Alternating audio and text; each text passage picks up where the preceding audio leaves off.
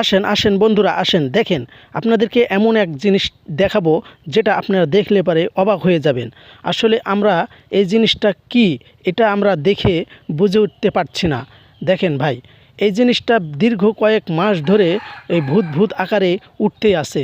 আসলে আমাদের জন্য এই জিনিসটা সৌভাগ্য না দুর্ভাগ্য, এটা আমরা কিন্তু এখনই কেউ বুঝতে পারছি না। আপনাদের মাঝে যদি কেউ বুঝে থাকেন তাহলে অবশ্যই অবশ্যই কমেন্টে জানাবেন। আসলে আমাদের রাজশাহী মোহনপুরের জন্য সৌভাগ্য না অন্য কিছু।